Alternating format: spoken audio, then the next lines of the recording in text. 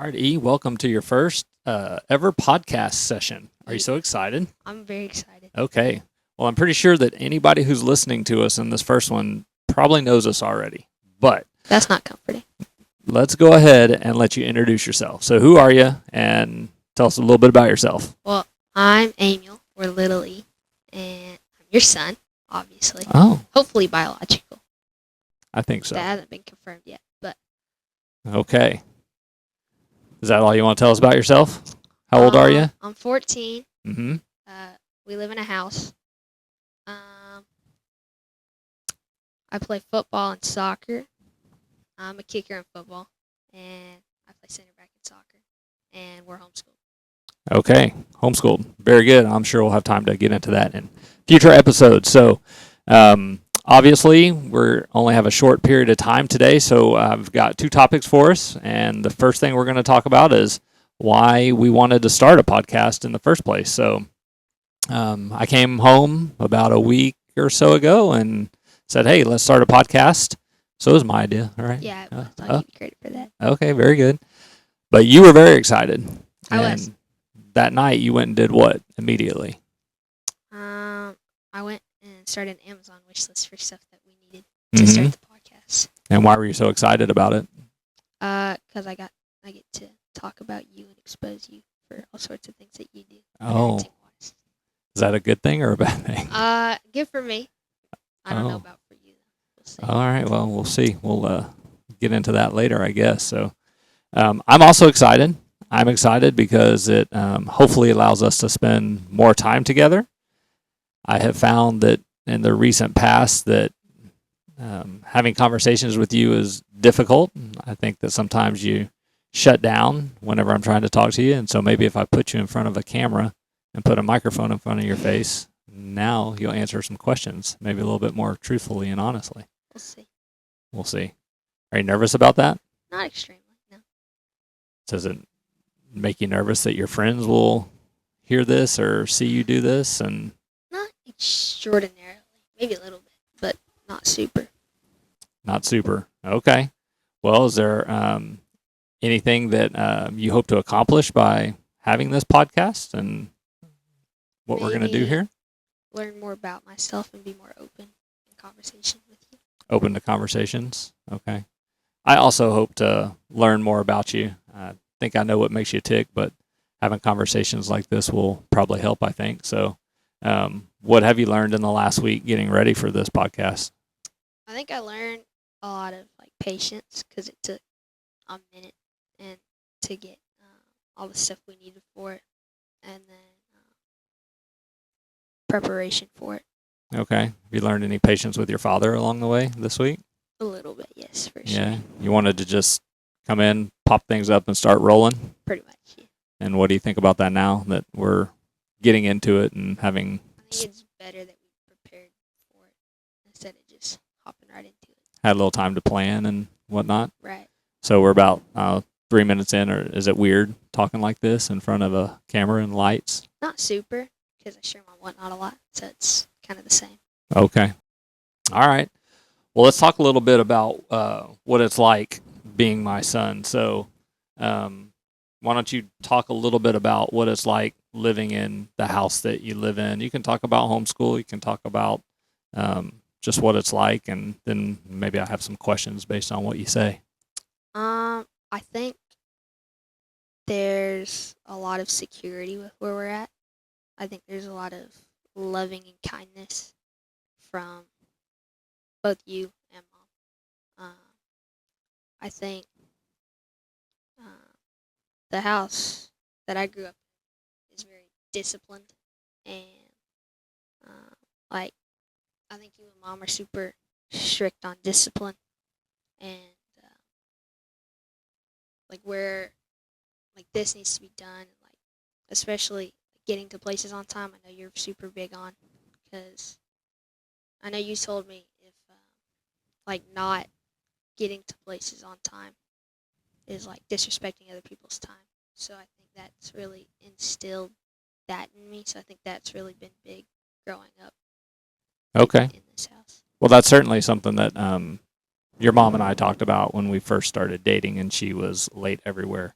and I talked about how I felt like if you're late somewhere, then you're saying that my time is more important than somebody else's time, and so that to me portrays disrespect. And so at least you picked up on that. That's good. So you feel like you have high expectations set for you in Right. this house, For sure. and do you find that hard to live up to sometimes? Sometimes. Not all the time, but definitely sometimes. Yeah. Would you rather not have those high expectations? I would definitely. I would not rather have them. Or, hold on. I would like to have them. You'd rather have the high That expectations structure. now that you're a teenager. Right. It doesn't feel like that every day whenever we're Not all the setting time. those high Not all the expectations. time, And but okay. Yeah.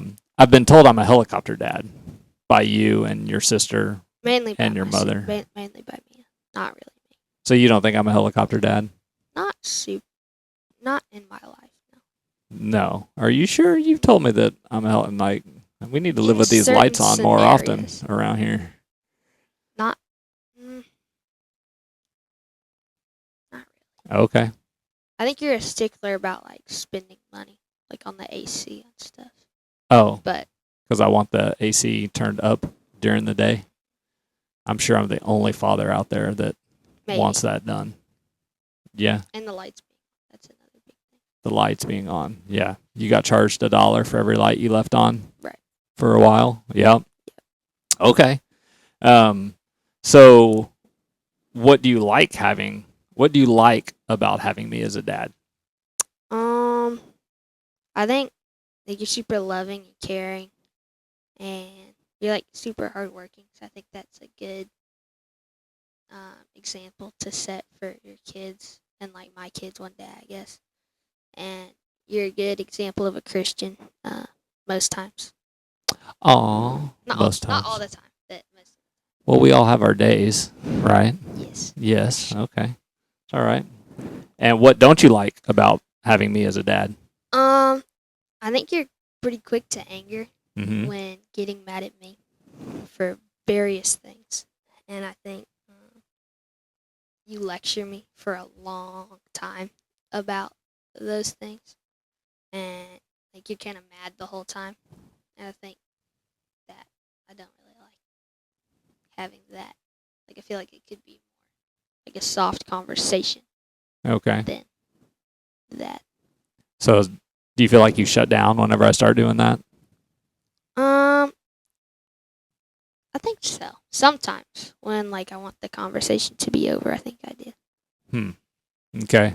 I definitely see that. I feel like you just shut down and you're like, I can't wait for this to be over and I just want out of here. But I think that from talking to other dads, that's something that other dads struggle with a lot too is the anger piece or the short patience piece. So I think that as you get older and grumpier, as mom tells me, I'm getting grumpier as I get older.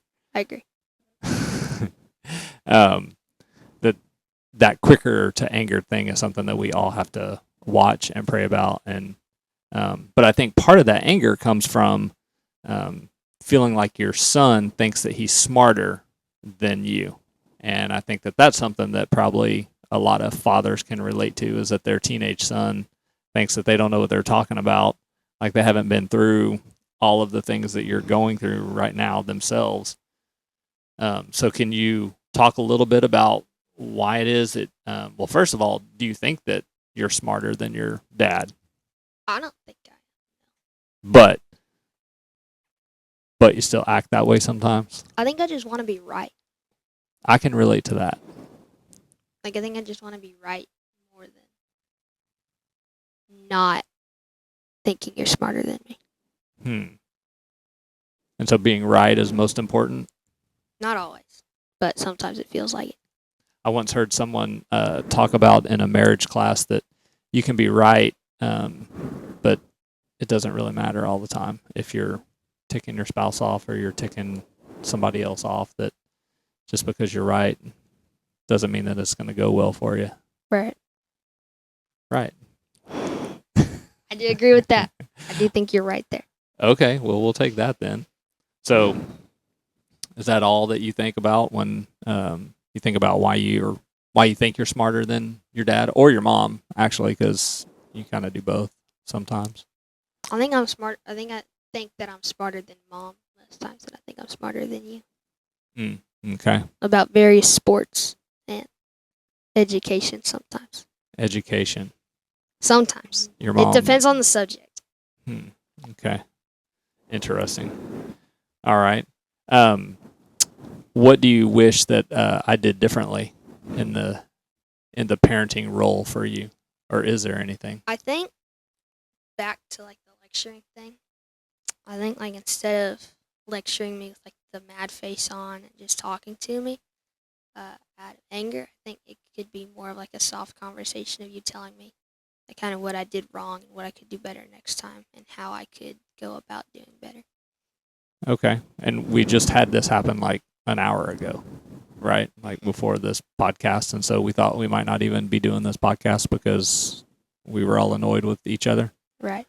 But whenever I started talking to you about it, what was your reaction? Well, I thought you were wrong.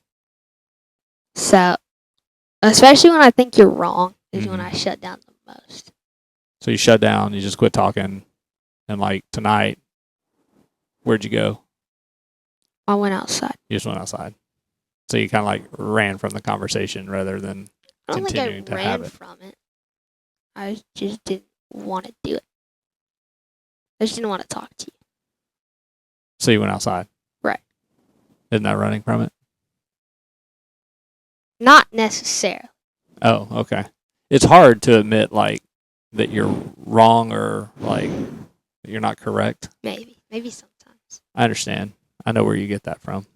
Mom, right? Definitely comes from your dad, for sure.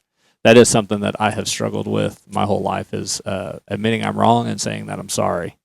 And that's something that I want for you to be different as you grow up, is that you don't have that same apprehension to do that. But so far I see you still struggling with that same thing. So, all right. Do you think that I'm not fair to you in any way?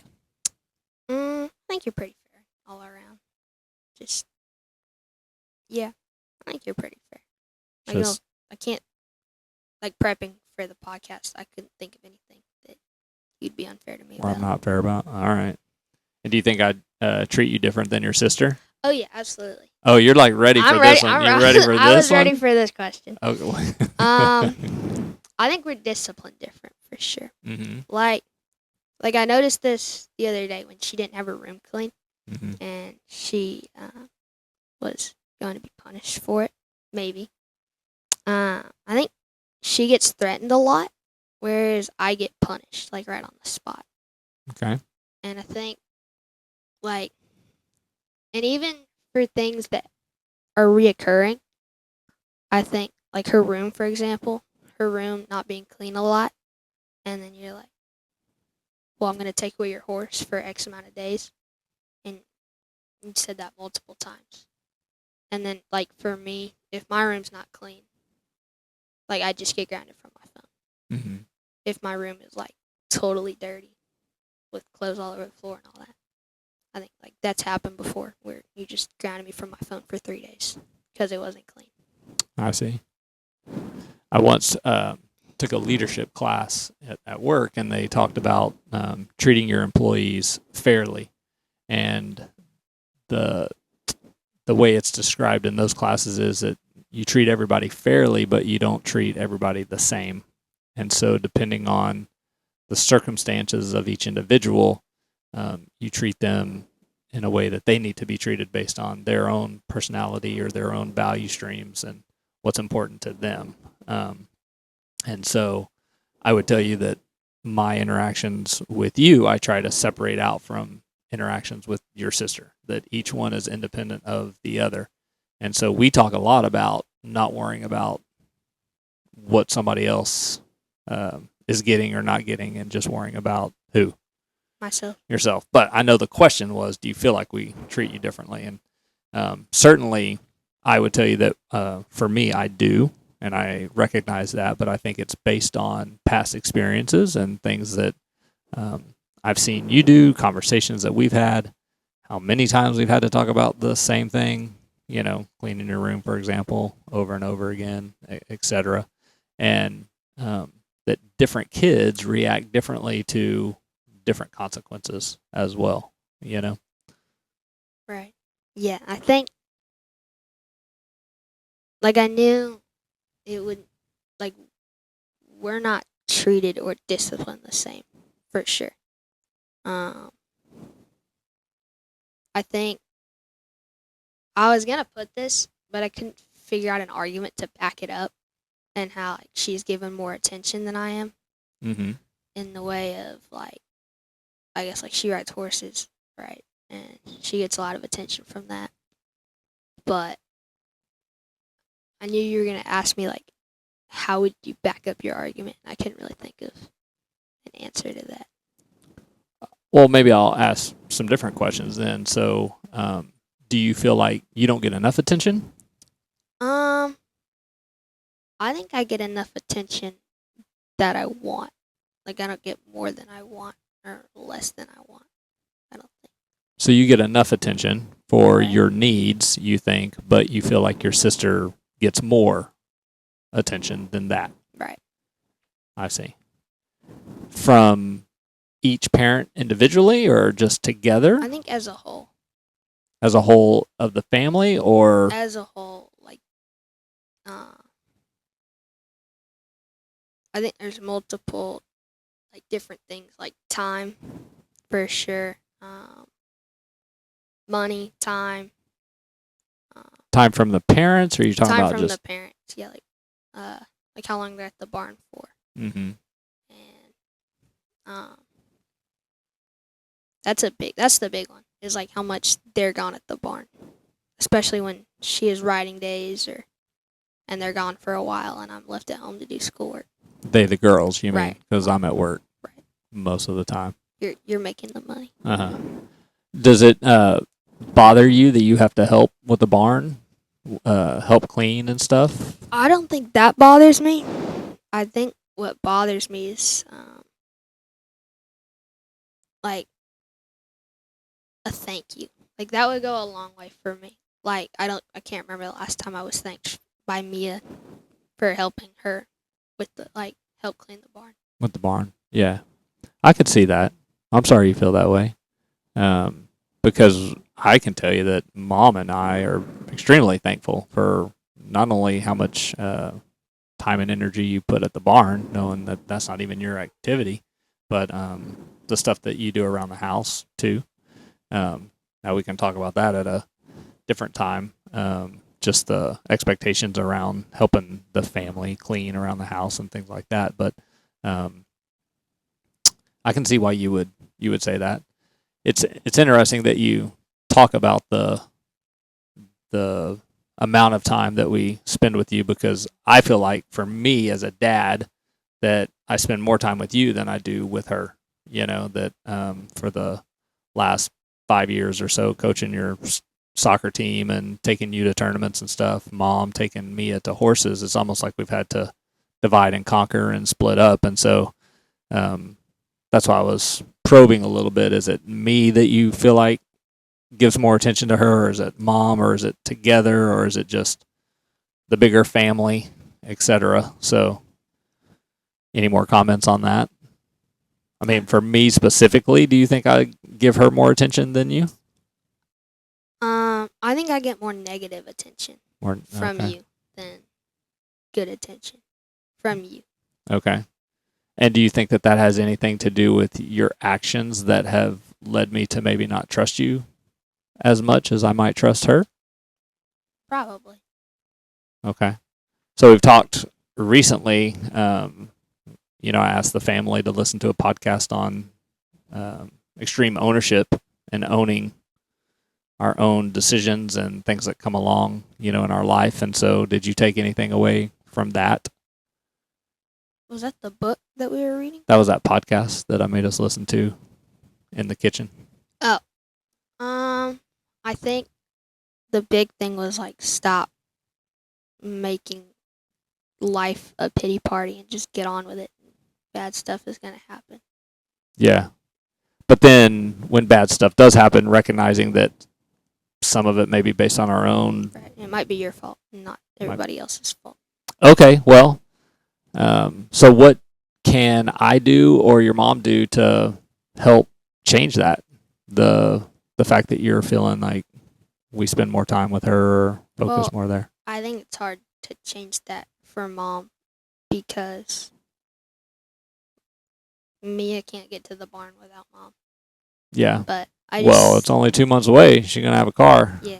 I feel like the big thing was like just being left at home to do my schoolwork with nobody to talk to and like just Nelson to keep me company. Mm-hmm. You felt lonely? Right. Yeah. You did a good job of still staying focused on what you needed to. Why didn't you talk to us about that? I didn't feel like it would change anything, and I felt like you would just tell me to suck it up and get on with it. Okay. Have there been other things where we've told you to do that? Like just suck it up and get on with it? Not really, but there have been things where it's like I'm just not, I guess, like taking ownership of it and not, and like blaming it on somebody else. Like I blame it on you for not being there, and you tell me that's not ownership, and I'm just blaming everybody else. So you kind of struggle with that concept a little bit about like when is it your ownership and when is it like something that the parents or family should be doing different? Well, now I just feel like everything I do or you guys do is me. Like it's like I have to take ownership for it. Well, I feel like if I say something about you guys, then you're gonna tell me to take ownership for it. Mm-hmm.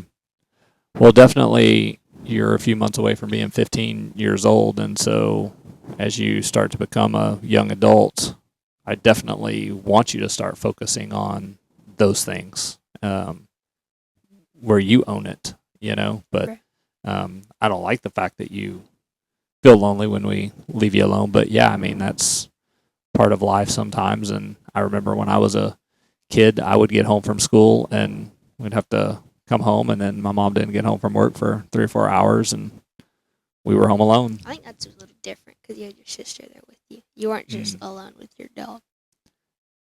No, I wasn't alone with my dog, but the sister might have been worse. You probably got along better with your dog than I got along with my sister. I'm just saying. It gets pretty annoying when that dog's barking. Maybe we'll have my sister come on for an episode in the future, and I don't know if we should do that. We could talk about it. No, I beat her up too much. I don't know if the statute of limitations has run out yet on some of the crimes that she would not come over. I don't know how she would feel about that. She wouldn't want to be in the same house with you after that. Yeah. All right. Well, we're rolling up on time here. I want to close this out. Is there anything else that I know you took some notes? Is there anything in there that you didn't get to touch on, or you want to ask me? I think I got it all. Feel good about what we talked about? I think so. Oh, we didn't talk about if I felt the expectations were too high from you. Okay. Would you like to talk about that? I would like to talk about that. So on the educational front, I feel like you guys might be a little too hard, and I think Mia feels that too. On the educational front? Right, like on the grades. So we expect too high grades from you guys? I think so. Because I remember the first semester of this year, I brought back an 81 on a biology test. And Mom grounded me from my phone for 3 days for doing that. So I think that might have been too harsh for getting a B. For getting a B. Well, I don't even want you to have a phone, period, still at this age. So getting grounded from it for 3 days doesn't seem too horrible to me. Well, given that you have a phone. I just feel like it might have been, like, given that I do have a phone, I feel like that was, like, it's a passing grade, and it's pretty, 11 points above a passing grade. So as long as you're passing, then we should be happy. Not like a 70. Like a 70, all right. But you have, as long as you're feel like an 80. Like an 80. Like, on the first biology test, you have no idea what to expect. Mm. You have, 60% of the study guide. Like, Do you feel like you tried your hardest in I the did. studying and leading up to that? Yes, sir. It's probably driving your mom crazy sitting behind that phone over there that she can't come and get in the middle of this and ask you some questions herself. Yeah. I'm surprised she's not walking around here. She's going to light up our comments. So I think that just what I would say is I think there are extenuating circumstances there. I don't think that you're getting grounded for making an 81. I'm guessing, having not talked to Mom recently about this one, and this was a while back, that it had more to do with level of effort and things around that, and maybe waiting till the last minute to study, procrastination, because that's another thing that we've talked a lot about in the past as well. I feel like, though, like if you have all these A pluses across the board and you get one B, I don't think. I feel like that could be accepted. I think it's the circumstances surrounding that. So that's like saying at a job, like, hey, I did great on all these projects, but I really bombed this one. But you should just not worry about that one. Would you That's say not how it that works you in real bombed life. a test if you got a B? No. So I agree with that. But again, I think there's extenuating circumstances. So since you're making a blanket argument or point that we set our expectations too high, do you have any other examples of I know Mia got, and I was kind of mad at this. I was mad at y'all for this. She got a 79 on a test. Exposing her here. She got a 79 on the test, and she like cried in the bathroom afterwards for like 5 minutes, and like that made me mad at y'all for like putting that pressure on her, where she felt like she had to cry afterwards, and like felt like that. And you feel like that was because of parental pressure, or that's her own pressure that she's putting on herself? I think a little bit of both, but more so from you guys for putting a lot of pressure on her to make good grades. Because I feel like at that point she'd had pretty good grades up until that point. Mm-hmm. And it's just a super hard test. Well, it's an interesting point because I don't feel like we are that strict when it comes to grades. I feel like both you and me are pretty good students on your own, and that you handle your schoolwork pretty well on your own and don't require a lot of oversight. And I feel like your sister, more than you, puts pressure on yourself to do well. I feel like you put pressure on yourself. You want to make good grades. You want to do a good job. So I don't. It's interesting that you bring it up because I don't feel like we are those parents in terms of academics that we're just hammering on you to, bring home straight A's all the time. We definitely want you to work your hardest and not procrastinate. And when those issues come through, then yes, if you don't make a good grade because you chose to procrastinate, then we're going to have a problem, right? Or you're not managing your time effectively, or you're not trying your hardest. And I think that work ethic piece comes through too for, working out and sports and all of these things, right? And so anyway, it's interesting that you bring that up. I'm not sure I'm ready to validate it, but if I say anything bad or back, then that's defensive, I guess, and I don't want to be all defensive. So, but I don't have to put defensive under the things that I don't like. Yeah, we're gonna add that to the list. What else is on your list? That's all I got. Let's wrap it up. We got half an hour in, and that's about where I want to keep these things at. So for the ending, I was thinking we'd wrap up in a prayer. I first want to say thank you for being open and honest, transparent, and I thought as far as first episodes go, this was pretty good. Yeah. You're pretty funny sometimes. I try. So just in group this past week, one of the guys, actually our pastor, brought up verse in Ephesians, a few verses in Ephesians, and I want to read those over you as a prayer. I thought that they're really good. He talked about how it's his prayer for his son, and so Ephesians 3:14 through 19, and they say, "For this reason I kneel before the Father, from whom every family in heaven and on earth derives its name. I pray that out of his glorious riches he may strengthen you with power through his Spirit in your inner being, so that Christ may dwell in your hearts through faith. And I pray that you, being rooted and established in love, may have power, together with all the Lord's holy people, to grasp how wide and long and high and deep is the love of Christ, and to know this love that surpasses all knowledge, that you may be filled to the measure of all of fullness of God." And so when I read that, I thought about my family, I thought about you, and I thought, what a worthy prayer for my son, that ultimately I just want you to know the Lord, grow closer to him, and that through this podcast, maybe you and I grow closer together as well. And so I just look forward to doing more episodes together. And I love you very much. No, you didn't. All right.